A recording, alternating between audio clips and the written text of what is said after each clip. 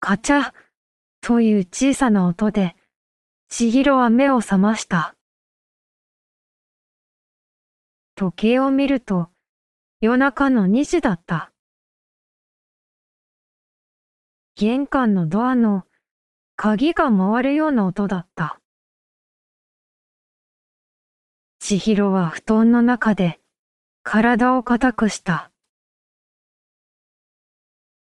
このマンションに引っ越してきたのは3ヶ月前のことだった。一人暮らしは初めてで、最初は毎晩少し緊張しながら眠っていた。最近はやっと慣れてきて、ぐっすり眠れるようになっていた。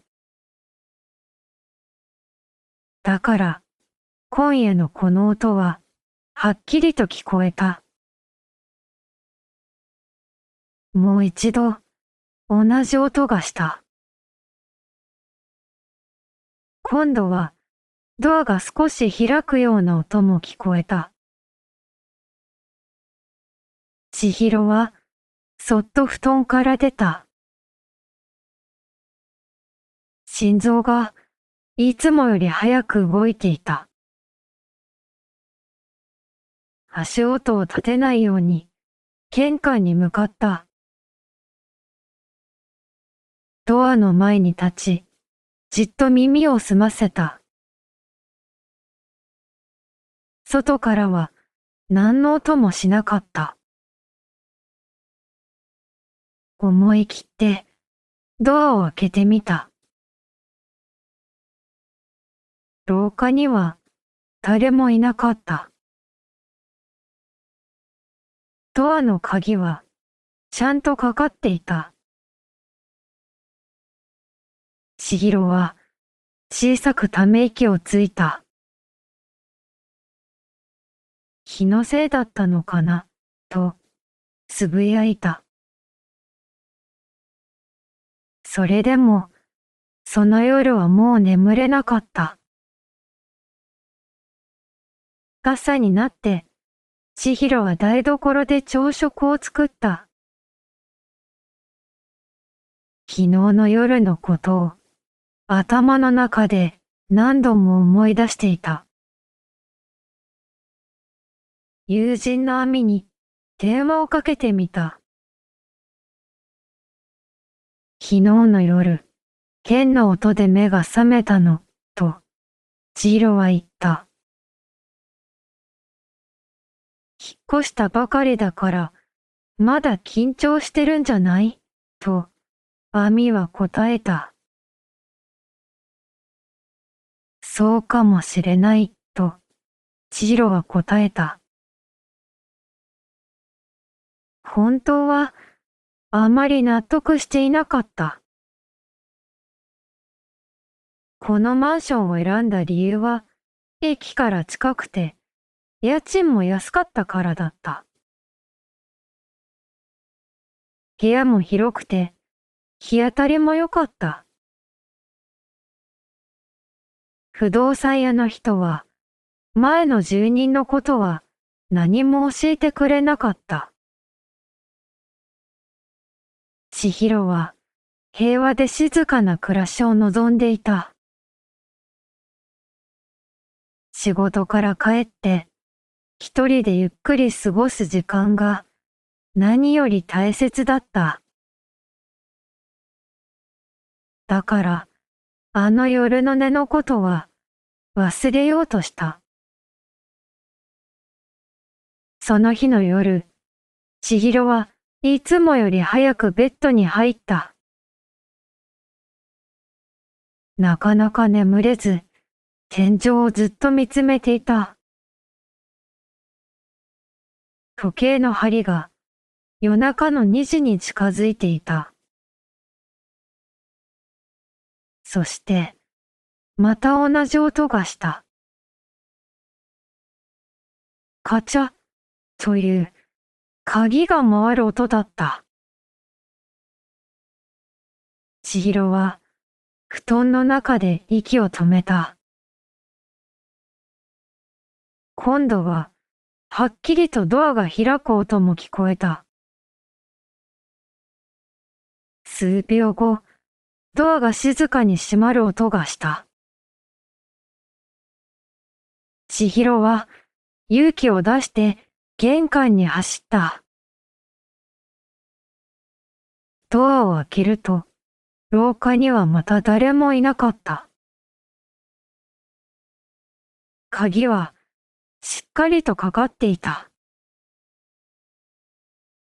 絶対、気のせいじゃない、と、千尋はつぶやいた。床を見ると、小さな靴の跡のようなものがあった。自分の靴のサイズより少し大きかった。千尋はその場に立ち尽くした。背中に冷たいものが流れるのを感じた。部屋に戻ると、リビングの椅子の位置が少し変わっていた。自分ではそこに座った覚えがなかった。テーブルの上の写真立ても少し向きが違っていた。誰かがこの部屋に入っている。千尋の頭の中にその考えがはっきりと浮かんだ。それでも鍵は閉まっているし、証拠と呼べるものは何もなかった。警察に相談しても信じてもらえないかもしれない。千尋はその夜、朝まで一睡もできなかった。窓の外が明るくなるまでずっとドアを見つめていた。その週末、亜美が千尋の部屋に遊びに来た。千尋は靴の跡のことも、椅子と写真立てのことも全部話した。亜美の顔がだんだん真剣になっていった。それ、本当に怖い話じゃない、と、亜美は言った。誰かが合鍵を持ってるってこと？と、亜美は聞いた。そうとしか考えられない、と、千尋は答えた。二人はリビングでお茶を飲みながら話を続けた。防犯カメラをつけた方がいいよ、と、亜美が提案した。そんなに高くないカメラも売ってるはずだから。千尋はその日のうちに小さなカメラをネットで注文した。玄関がよく映る場所にカメラを置くつもりだった。ところで、ユージとはちゃんと別れられたの？と、亜美が聞いた。ユージは千尋の元恋人だった。二人は半年前から付き合っていた。そして、千尋がこの部屋に引っ越す少し前に別れていた。別れの理由は、ユージの束縛がだんだん強くなったからだった。いつどこにいるか、毎日報告してほしい、と、ユージはよく言っていた。千尋は、その言葉に少しずつ疲れていった。もう、自由に過ごしたい、と、千尋ははっきり伝えた。ユージは最後まで納得していないようだった。引っ越しの日、ユージは荷物を運ぶのを手伝いに来ていた。その時、部屋の合鍵を作れる時間は十分にあった。千尋はそのことを今になって思い出した。まさか、ユージが、と、千尋はつぶやいた。可能性はゼロじゃないよね、と、アミも同意した。その夜、アミは遅くまで千尋の部屋にいた。今日は泊まっていこうか、と、アミが言った。ありがとう。でも、大丈夫だから、と、千尋は答えた。本当は、一人で確かめたいことがあった。アミが帰った後、千尋は玄関にカメラを設置した。小さなカメラを靴箱の上の花瓶の隣に隠した。スマートフォンで映像を確認できるようになっていた。千尋はいつも通りベッドに入った。心臓はいつもより早く動いていた。時計を何度も確認してしまった。夜中の1時を過ぎても何も起こらなかった。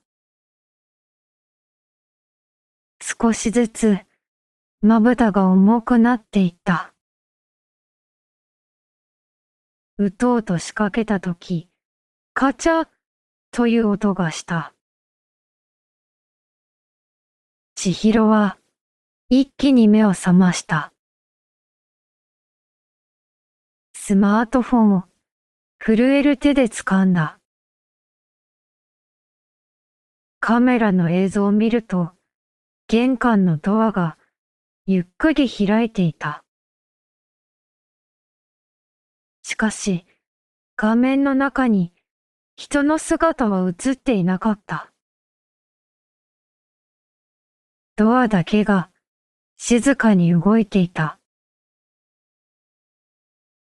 千尋は息をするのを忘れそうになった。数秒後、ドアはまた静かに閉まった。鍵がかかる。小さな音も聞こえた。千尋は震える足で玄関に向かった。ドアを開けて廊下を確認した。やはり誰の姿もなかった。部屋に戻り、もう一度カメラの映像を最初から見直した。ドアが開く直前、画面の端に小さな影のようなものが見えた。その影はカメラの方を一瞬だけ見ているようだった。まるでカメラの存在に気づいているかのようだった。千尋の背筋を冷たいものが走った。カメラのこと知ってるの？と千尋は小さな声で言った。これはユーズにできることなのだろうか。千尋にはもうわからなくなっていた。次の日、千尋は勇気を出してユージに電話をかけた。久しぶり。ちょっと聞きたいことがあって、と、千尋は言った。どうしたの？急に、と、ユーズは驚いた声で答えた。私の部屋の合鍵、作ったりしてないよね、と、千尋は聞いた。電話の向こうで、ユージはしばらく黙っていた。そんなこと、するわけないだろ、と、ユージは静かに言った。別れた後も、そんなことばかり考えてると思われてるのか。ユージの声には、怒りよりも、悲しみの方が強く感じられた。千尋は、少し申し訳ない気持ちになった。変なこと聞いて、ごめん、と、千尋は謝った。電話を切った後、千尋は複雑な気持ちになった。ユージではないとしたら、一体誰なのだろう。その考えが頭から離れなかった。仕事の帰り道、千尋はマンションの管理会社に立ち寄った。実は少し気になることがあって、と、千尋は担当者に話した。夜中に玄関のドアが開くような音が何度もするんです。担当者は少し困ったような顔をした。この部屋、前の入居者の方のことは何かご存知ですか？と、千尋は聞いてみた。前のことは男性の方でしたね、と、担当者は答えた。半年ほど前に急に引っ越されました。引っ越しの理由は伺っていますか？と、千尋は続けて聞いた。はっきりとは伺っていませんが、と、担当者は少し声を落とした。この部屋への愛着がとても強い方だったようです。退去の後も何度かお部屋のことを聞いてこられました。千尋の胸に嫌な予感が広がった。合鍵はその方に返却していただいていますか？と、千尋は尋ねた。もちろん、退去の際にすべて回収しております、と、担当者は答えた。それでも、千尋の不安は消えなかった。合鍵は簡単に複製できるものだからだった。防犯カメラの設置などもご相談いただけますよ、と担当者は言った。千尋は玄関だけでなく、あの場所にもカメラを増やすことを考え始めた。その日の夜、千尋はいつもより早く家に帰った。部屋の中を隅々まで確認した。クローゼットの扉が少しだけ開いていることに気づいた。普段は絶対に開けたままにしない場所だった。千尋は恐る恐る中を確認した。お気に入りのマフラーが見当たらなかった。何度も探したが、どこにも見つからなかった。盗まれたのか、それとも、どこかに落としただけなのか、千尋には判断がつかなかった。その夜、千尋は亜美に電話をかけた。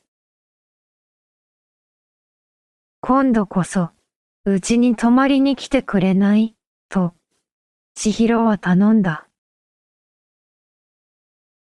もちろん、今から行くよ、と、亜美は即答してくれた。亜美が来てくれることで、少しだけ気持ちが落ち着いた。それでも、心の中の不安は、消えることはなかった。その夜、二人はリビングで、遅くまで起きていた。今夜は、何も起きないといいね、と、亜美が言った。と、千尋は小さくうなずいた。時計の針は、少しずつ夜中の2時に近づいていた。千尋は、その時間が来るのが、怖くてたまらなかった。今までとは違う、もっと大きな何かが起こる気がしていた。その予感は、間違っていなかった。夜中の2時、リビングの空気が、急に冷たくなった気がした。カチャという音が、玄関から聞こえた。今の、聞こえたと、亜美が小さな声で言った。今日も、来た、と、千尋はうなずいた。二人は、音を立てないように、そっと玄関の方を見た。ドアノブが、ゆっくりと回るのが見えた。そして、ドアが、数センチだけ開いた。亜美が、千尋の腕を強く掴んだ。二人とも、声を出すことができなかった。ドアの隙間から、廊下の暗い空気が、部屋の中に入ってきた。数秒間、ドアはそのまま止まっていた。まるで、誰かが部屋の中の様子を伺っているようだった。千尋は、震える手で、スマートフォンを握りしめた。カメラの映像を、リアルタイムで確認した。画面の隅に、黒い影のようなものが映っていた。それは、人の肩のあたりのようにも見えた。見えたと、亜美が小さな声で聞いた。誰か、いる、と、千尋は答えた。次の瞬間、ドアが静かに閉まった。鍵がかかる、いつもの音がした。リビングには、重い沈黙が流れた。今のは、絶対に気のせいじゃない、と、亜美が言った。私にも、はっきり聞こえたし、見えた。千尋は、ようやく、少しだけ安心した。一人だけの思い込みではないと、証明されたからだった。二人は、震える手で、カメラの映像を最初から見直した。影は、玄関の外側から部屋の中を覗き込むように動いていた。その影の肩の部分に見覚えのある柄があった。グレーと黒のチェック柄の上着だった。あの柄、なんだか見覚えがある気がしない、と、アミが言った。管理会社の担当者は、前の住人の服装までは話していなかった。それでも、千尋の頭の中で何かがつながった気がした。明日、もう一度、管理会社に聞いてみる、と、千尋は言った。その夜は、結局、朝まで眠ることができなかった。二人は、リビングのソファで抱き合うようにして夜を明かした。朝になり、道の光が部屋に差し込むと、少しだけ気持ちが落ち着いた。これって、警察に相談した方がいいと思う、と、アミが言った。証拠の映像もあるし。千尋も、同じことを考えていた。これ以上、一人で抱え込むことはできなかった。今日、仕事の帰りに交番に寄ってみる、と、千尋は決めた。私も、一緒に行くよ、と、アミが言った。その日の夕方、二人は、近くの交番を訪れた。警察官に、これまでのことを、順番に説明した。カメラの映像も、見てもらった。これは、確かに不審な行動ですね、と、警察官は言った。合鍵を使った、不法侵入の可能性があります。次に何か起きたら、すぐに連絡してください、と、警察官は言った。少し心強くなったが、不安が消えたわけではなかった。千尋は、その日のうちに、鍵の交換を業者に依頼した。もう5日には、伺えます、と、業者は答えた。あと2日だけ、この不安な夜を乗り越えなければならなかった。千尋は、玄関のドアに、簡単なつっかえ棒も取り付けた。少しでも、時間を稼げるようにするためだった。その夜も、アミは泊まってくれることになった。もう、大丈夫だよ、と、アミが千尋の背中をさすった。それでも、千尋の心臓は、静かに、しかし確実に、緊張していた。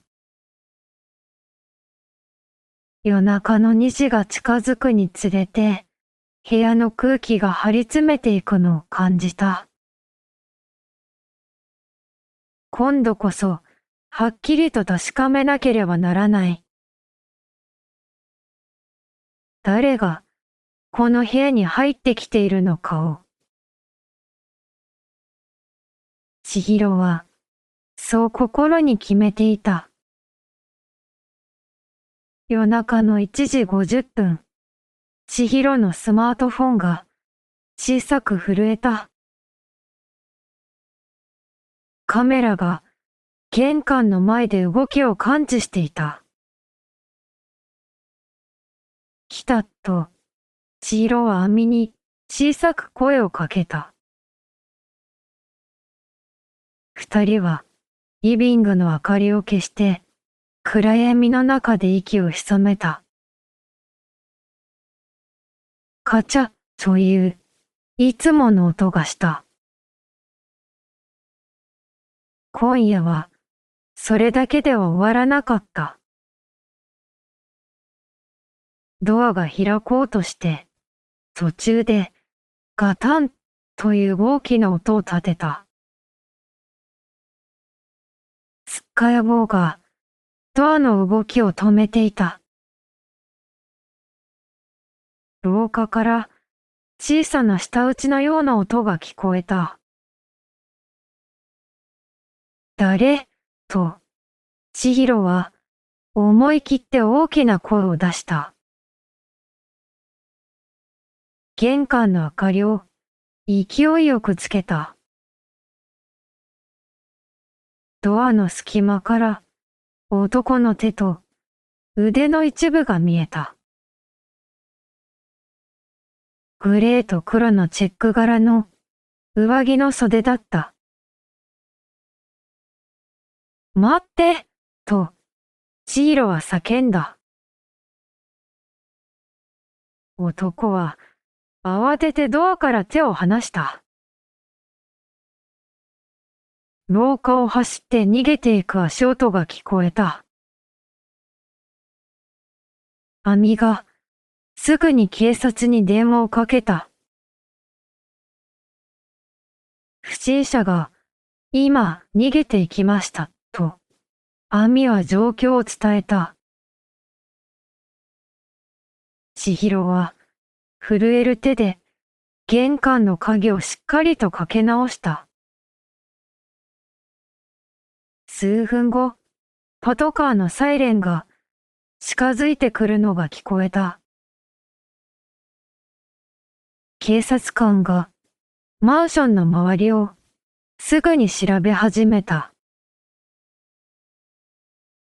建物の裏の駐車場で一人の男性が警察官に呼び止められた。グレーと黒のチェック柄の上着を着ていた。千尋と亜美も確認のためにその場に呼ばれた。この人ですと、千尋は男の顔を見てはっきりと言った。男の名前は森田と言った。このマンションの前の住人だった。なぜこんなことをしたんですかと警察官が聞いた。森田はしばらく黙っていたが、やがて口を開いた。あの部屋にはたくさんの思い出があったんです、と森田は言った。引っ越した後もどうしても忘れられなくて。合鍵は退去する前にこっそり複製していました。夜中に少しだけ部屋の空気を感じたかっただけなんです。その言葉を聞いて、千尋は背筋が凍るような恐怖を感じた。自分の生活そのものが他人の思い出の道具にされていたのだ。それだけじゃないですよね、と、警察官が鋭く聞いた。クローゼットの中のマフラーは？森田はうつむいたまま答えなかった。警察官が森田の荷物を確認すると、中から千尋のマフラーが見つかった。千尋はその光景を見て言葉を失った。彼女の私物にまで手を出したんですね、と警察官が言った。森田はその場で身柄を確保されることになった。本当に怖い思いをさせてすみませんでした、と警察官が千尋に言った。千尋の足はまだ小さく震えていた。それでも心のどこかで大きな重荷が下りたのを感じた。亜美が千尋の肩にそっと手を置いた。もう大丈夫だよと亜美が言った。今度はその言葉を素直に信じることができた。二人は明るくなった空のもと部屋に戻った。リビングの窓から朝の光が差し込んでいた。その光はいつもよりずっと優しく感じられた。千尋はソファに座り込み、深く息を吐いた。長かった夜がようやく終わろうとしていた。それでもまだ完全には心が晴れていなかった。鍵の交換が終わるまでは油断できないと千尋は思っていた。その日の午後、業者が予定より早く鍵の交換に来てくれた。新しい鍵を受け取ったとき、千尋は心から安心した。これでもう大丈夫と千尋は小さくつぶやいた。数日後、担当の警察官から電話がかかってきた。森田さんについて正式に住居侵入の容疑で手続きを進めています、と警察官は説明した。あの部屋を失ったことがきっかけだったようです、と警察官は言った。それでも千尋は彼に同情することはできなかった。自分の生活が勝手に踏み荒らされていたことに変わりはなかった。マフラーは証拠品としてこちらで一度お預かりします、と警察官が言った。落ち着いたらお返ししますね。千尋は静かに電話を切った。窓の外ではいつもと変わらない穏やかな午後が広がっていた。その光景がなぜか少しだけ新鮮に見えた。夜になって亜美がまた遊びに来てくれた。今日から枕を高くして眠れるね、と、アミが笑った。本当に、ありがとう、と、千尋は、心を込めて言った。一人だったら、きっと乗り越えられなかった。これからも、何かあったら、すぐ呼んでね、と、アミが言った。二人は、リビングで、遅くまでおしゃべりを続けた。話題はいつの間にか、怖かった夜のことから、明るい未来のことに変わっていった。今度、一緒に旅行にでも行こうよ、と、アミが提案した。いいね。温泉とか、行きたいな、と、千尋も笑顔で答えた。少しずつ、日常の会話が戻ってきているのを感じた。その夜、千尋は久しぶりに朝までぐっすりと眠ることができた。夢の中には、あの夜の恐怖は一度も出てこなかった。朝、目が覚めると、部屋の中に明るい光が差し込んでいた。千尋は、しばらくの間、ベッドの中で、その光を眺めていた。新しい鍵を、もう一度、指先で確かめてみた。その冷たい感触が、今はとても頼もしく感じられた。仕事に行く前、千尋は玄関のドアを、いつもより丁寧に、しっかりと閉めた。行ってきますと、誰もいない部屋に向かって、声に出していった。その言葉には、以前よりも、少し強い響きがあった。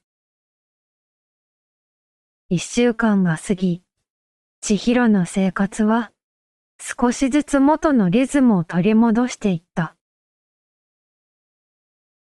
夜中に目が覚めても、もう、あの音は聞こえなかった。それでも、時々、ふと玄関の方を見てしまう自分に気づいた。その度に、千尋は、深く息を吸って、気持ちを落ち着けた。もう、大丈夫と、自分に言い聞かせるように、つぶやいた。